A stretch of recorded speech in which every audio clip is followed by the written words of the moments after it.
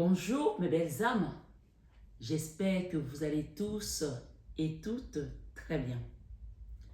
Bienvenue sur cette guidance de la matinale avec Jésus. Cette matinale, elle est intitulée Oracle du Seigneur Jésus-Christ. Alors, pour ceux qui me suivent depuis quelque temps, vous savez que nous avons eu des matinales avec Jésus. Nous avons eu des matinales avec Marie. Nous avons notre 21h avec Marie tous les soirs de la semaine. Et j'ai été appelée à remettre la matinale avec Jésus. Il y a le temps que ça a pris. On nous a fait une trêve, on a recommencé. Mais cette fois-ci, la matinale avec Jésus, il n'y a pas d'oracle. C'est-à-dire, quand je dis d'oracle, il n'y a pas de carte, il n'y a pas de tarot. Il n'y a que des enseignements, des révélations, des prophéties, ça peut arriver également, de la méditation, du renforcement de la foi. Et donc, si vous êtes là, il n'y a pas de hasard. J'espère en tout cas que c'est ce que vous recherchez et que même si vous ne le recherchez pas, Dieu lui sait ce qu'il vous faut. Donc, sur cette matinale avec Jésus, je vous souhaite tous et toutes bienvenue. Et donc, comme je l'ai dit aussi sur un 21 avec Marie l'autre jour, en annonçant cette nouvelle reprise de la matinale avec Jésus, que ceux qui sont à l'aise avec les cartes, vous pouvez rester sur le 21 avec Marie, mais ceux qui veulent suivre ces enseignements, vous êtes les bienvenus également, bien entendu. Et donc, vous pouvez également regarder les deux vidéos, la matinale et le 21h. Voilà. Donc, ce matin, on m'a appelé, le Seigneur Jésus m'a appelé à vous parler d'un sujet que souvent on se pose des questions. Si Dieu nous entend, si Dieu nous écoute, si Dieu nous comprend. Oui, il me dit de te dire ce matin que il est avec toi. Tu ne sais peut-être pas ce qu'il fera par rapport à ta situation. Tu te poses plein de questions. Il me dit de te dire ce matin que il est avec toi. Tu ne sais pas ce qu'il fera, mais il agira. C'est-à-dire que ici, ce matin, on nous appelle vraiment à être dans l'abandon. Dans l'abandon total. Et ce soir, on m'a amené à lire le psaume 23. Le psaume 23 qui fait partie des psaumes de David. Donc, je vais vous le lire ce matin et je vous invite vraiment à écouter attentivement parce que derrière ces psaumes, ou dans ces psaumes, il y aura vraiment un enseignement qui va t'exhorter, qui va t'édifier par rapport à ta situation. Parce que souvent, il y a des gens qui viennent, si vous voulez avoir des guidances privées, vous avez mon numéro en barre d'infos, vous avez tout ce qu'il faut, je vous fais une guidance privée, moi je n'ai pas de problème là-dessus, au contraire. Si vous voulez avoir un soin énergétique, je vous accompagne également. Mais c'est important de savoir que tout ceci ne fonctionne que quand on a ouvert son cœur à la foi. Et c'est pour cela que je dis souvent même aux gens qui viennent en soins énergétiques que si vous n'êtes pas impliqué et concerné, ça ne sert à rien de dépenser votre argent pour commander un soin parce que vous allez le faire, vous allez perdre votre argent. Moi, je vais perdre mon énergie à vous accompagner et personne ne va être satisfait parce qu'au final, vous n'êtes pas prêt. Donc, pour se préparer sur quoi que ce soit dans ta vie, il est important que tu sois armé de cette foi, de cette patience, de cette puissance que le Seigneur t'apporte aujourd'hui sur cette matinale avec Jésus. Lisons donc ce psaume qui est un puissant psaume de David, psaume 23. Écoute bien ce qu'on te dit sur ce psaume. L'Éternel est mon berger, je ne manquerai de rien. L'Éternel est mon berger, je ne manquerai de rien. Il me fait reposer dans de verts pâturages. C'est-à-dire que même si ta situation aujourd'hui est dans l'ombre, est dans la souffrance, tu n'as pas d'issue, tu ne sais pas si demain tu vas pouvoir aller en vacances avec tes enfants, tu vas pouvoir payer ton loyer, on t'invite ce matin à l'abandon. Parce que ici, le psaume 23, le psaume de David te dit, il me fait reposer dans de verts pâturages. Quand un pâturage est vert, c'est-à-dire qu'il est prospère, c'est-à-dire qu'il est sain, il est en santé, tout va bien. Amen. Donc ce matin, il te dit, ce psaume, il me dirige près des eaux paisibles. Il restaure mon âme. Il me conduit dans les sentiers de la justice. Quelle que soit la justice dans laquelle tu as fait face, ta vie a fait face, un enfant a fait face, ton mari a fait face, ton épouse a fait face, tes parents ont fait face. Quelle que soit la situation d'injustice dans laquelle tu as été traîné dans la boue, ce matin, il te dit, il restaure mon âme. Il me conduit dans les sentiers de la justice. Donc, on va reparer ton âme. À cause de son nom, quand je marche dans la vallée de l'ombre de la mort, à cause du nom de Dieu, quand je marche dans la vallée de l'ombre de la mort, c'est-à-dire que toi, tu ne sais même pas que quand tu es dans la vallée de l'ombre de la mort, il est avec toi. Mais à cause de son nom, rien que son nom, quand tu le prononces le matin, quand tu te lèves, Seigneur, merci pour la vie. Merci, je te bénis. Mon âme bénit l'Éternel. Le psaume 103 dit, mon âme bénit l'Éternel. Note ce psaume, tu vas le lire après. Psaume 103, mon âme bénit l'Éternel. Il faut que ton âme bénisse l'Éternel à cause de son nom. Que même quand toi, tu ne sais pas, dans la tourmente dans laquelle tu es déjà, parce que l'ennemi a déjà conspiré pour que tu te crèves, pour que tu tombes, pour que tu n'avances pas dans ta vie. Et que tu prononces son nom, et que tu bénis son nom quand tu te lèves le matin, quand tu te couches le soir. Le psaume 103 te dit, mon âme bénit l'Éternel. C'est ton âme qui doit le reconnaître et bénir l'Éternel. À cause de son nom, quand je marche dans la vallée de l'ombre de la mort, je ne crains aucun mal. C'est-à-dire que ton âme reconnaît, même si ton conscient a peur, est dans la tourmente, ton âme, lui, il est en paix parce qu'il reconnaît que même quand tu marches dans la vallée de l'ombre de la mort, tu ne crains aucun mal, car il est avec toi. Ta houlette et ton bâton me rassurent. La houlette de Dieu et son bâton te rassurent. Donc ce psaume te rassure que sur ton chemin, dans ta situation aujourd'hui où tu tombes sur cette vidéo, ne crains rien. Comme Ésaïe 41, verset 10 te dit, ne crains rien, car je suis avec toi. Va regarder Ésaïe 41, verset 10. Le Seigneur te rappelle sur ce message aujourd'hui, ne crains rien, car je suis avec toi. Ne promène pas les regards inquiets. Tu es en train de regarder partout, ton regard est hagard. Comment je vais faire? Comme un fou, comme quelqu'un qui ne sait plus où il est. Il te dit, ne crains rien, car je suis avec toi. Ne promène pas les regards inquiets, car je suis ton Dieu. Je te soutiens de ma droite triomphante. Tu vois, on est sur le psaume 23 et il nous amène au psaume 103, à Ésaïe 41, pour te rappeler tous ces commandements, pour te faire un clin d'œil que je suis avec toi. Et donc ici, on continue. On nous parle que ta houlette et ton bâton me rassurent.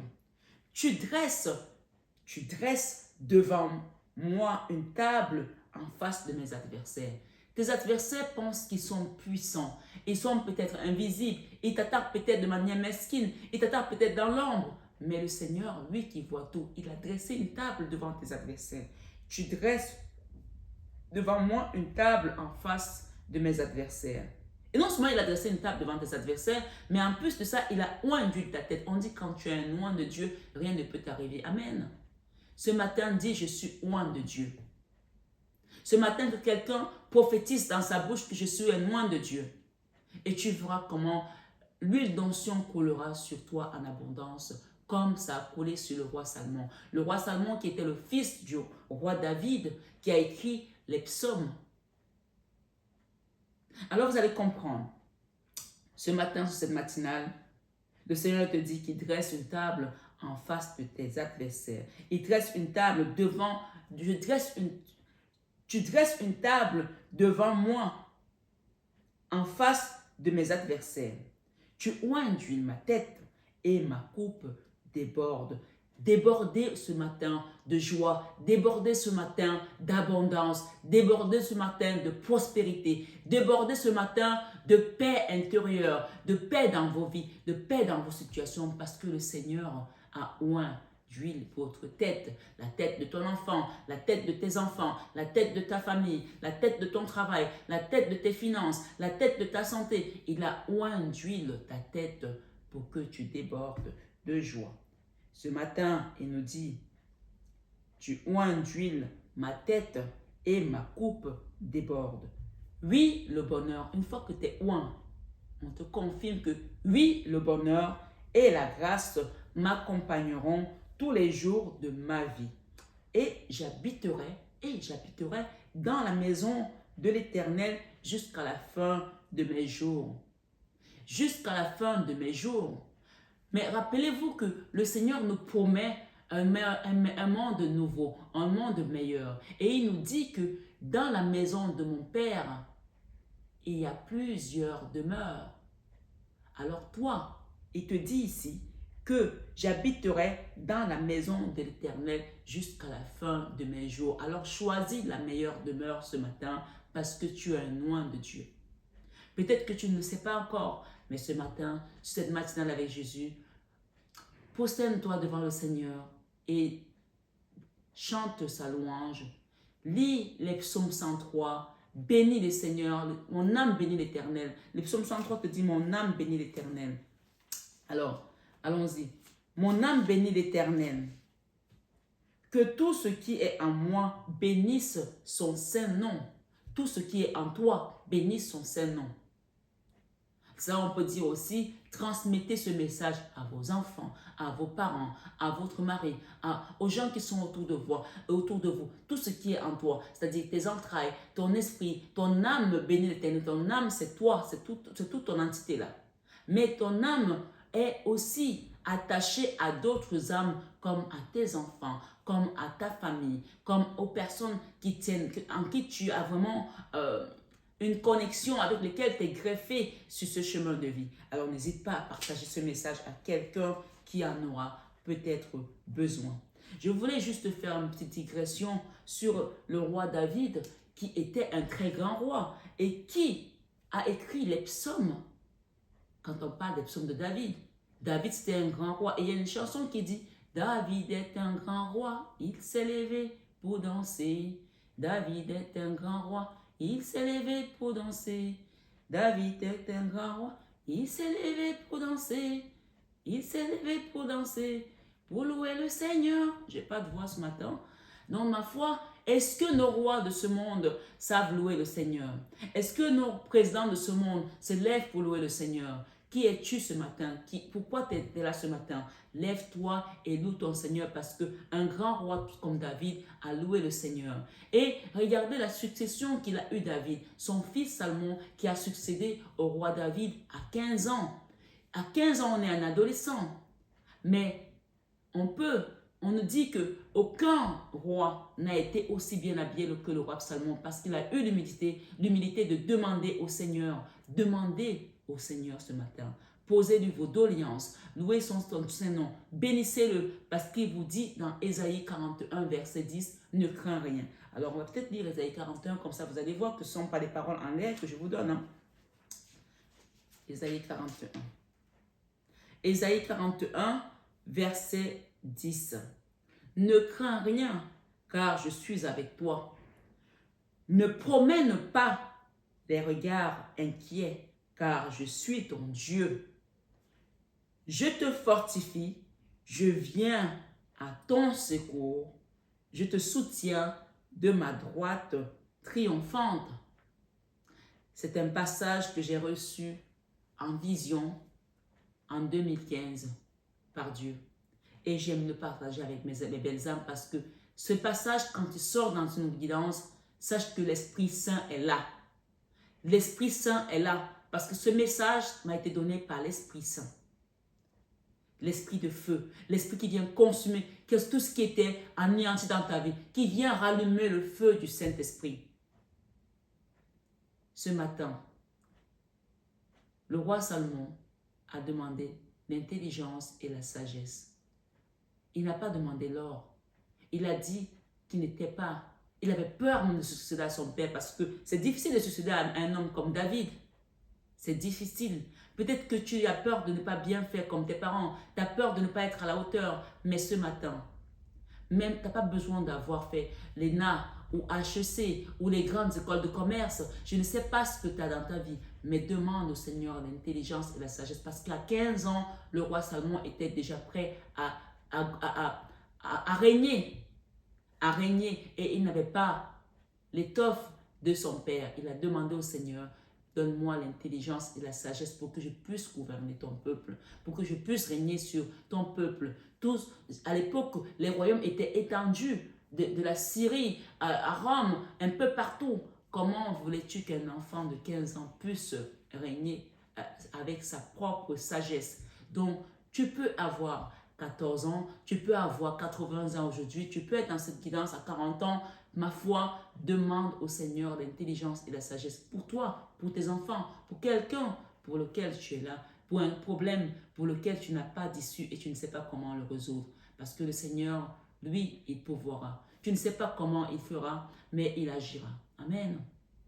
Donc ce matin, le roi Salomon a reçu cette onction comme tu la reçois ce matin. Il oint d'une ma tête et ma coupe déborde. La coupe du roi Salomon a débordé. On dit que de tous les rois du monde jusqu'à présent, il n'y en a aucun qui a été aussi puissant que le roi Salomon, qui a été aussi habillé, vêtu d'or et de diamants. Alors reçois aujourd'hui ton abondance et ta paix du cœur comme le roi Salomon l'a reçu. Et on nous rappelle tout simplement ici, dans ce passage aussi, par rapport au roi Salomon, je vous rappelle juste une petite histoire, que quand il y a eu les deux prostituées qui sont venues, il y en a une qui a accusé l'autre d'avoir tué son enfant, et l'autre qui avait tué, effectivement, qui avait volé son enfant. Enfin, une qui accusait l'autre d'avoir volé son enfant, et l'autre qui disait non, c'est mon enfant. Le roi Salomon ne savait pas comment trancher, mais grâce à la sagesse que Dieu lui avait donnée, il a demandé à ce qu'on prenne une épée. L'épée, c'est aussi la justice, comme on a dit ici, que le Seigneur va t'apporter la justice. On dit ici, il restaure mon âme. Il me conduit dans les sentiers de la justice. Les deux prostituées peuvent être toi, peuvent être moi, parce que prostituée, ça veut dire tout simplement, c'est dans la symbolique que nous sommes pécheurs. Il n'y en a aucun qui est saint devant Dieu. Donc elles sont venues, il y en a une qui mentait et l'autre qui disait vrai. Mais quand il a demandé à ce qu'on coupe l'enfant en deux, la vraie mère a dit non, ne coupez pas l'enfant en deux, qu'on laisse l'enfant à cette femme. Et voyez comment la sagesse de Dieu a utilisé Salomon. Finalement, la vraie maman a récupéré son enfant parce que l'autre femme s'était couchée sur son enfant la veille et l'enfant était mort. Donc, je ne sais pas quelles sont les accusations que tu as eues et que tous les juges devant lesquels tu es passé t'ont condamné. Ma foi, tu connais mieux ta situation que moi. Mais Dieu la connaît encore mieux que tout le monde et il mettra la lumière dans ta vie. On te dit, il oint d'huile ta tête et ta coupe déborde. Donc, ce matin, reçois l'onction divine dans ta vie. Et on me dit ici qu'il y a quelqu'un qui en a fini avec son ombre, parce que nous avons la lumière et nous avons l'ombre. Alors recevez l'Esprit de Dieu ce matin, l'Esprit Saint, l'Esprit du feu du Saint-Esprit qui vient consumer dans nos vies. On me demande de vous chanter une chanson pour terminer cette guidance ce matin, cette matinale avec Jésus. Donc écoutez attentivement la chanson, c'est surtout les paroles, c'est pas ma voix parce que ma voix elle est éraillée et puis voilà, je suis pas une chanteuse, hein.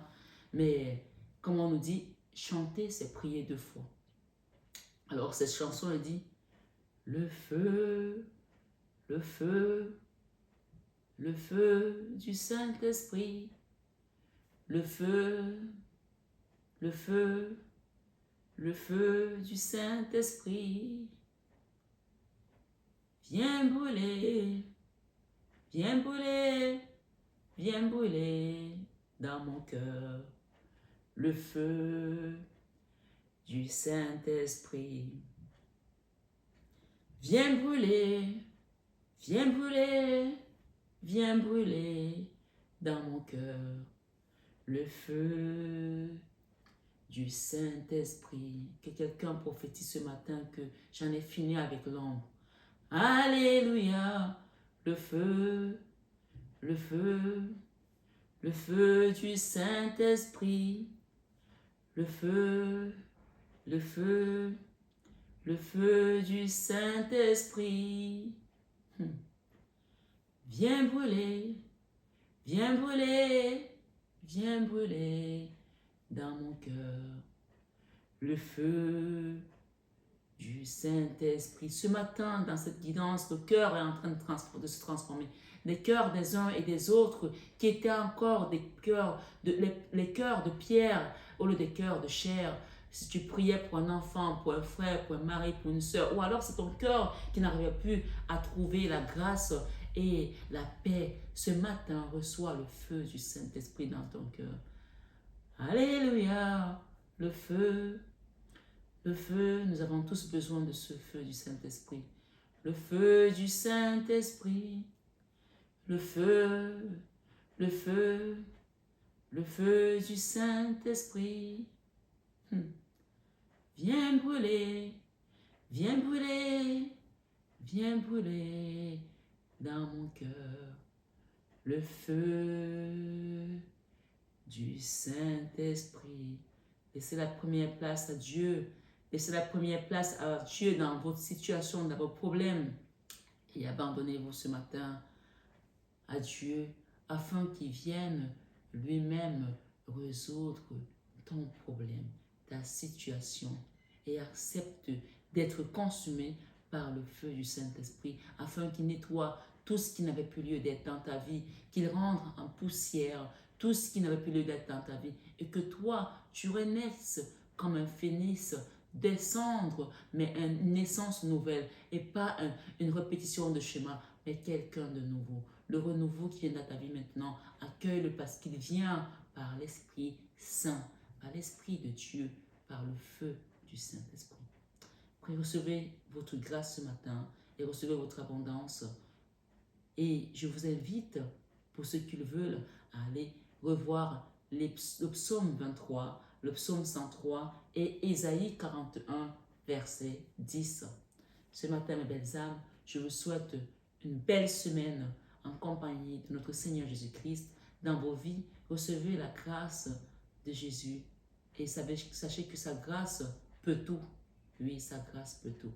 À très bientôt, mes belles âmes. Je vous aime de tout mon cœur, mais ça, vous le savez déjà.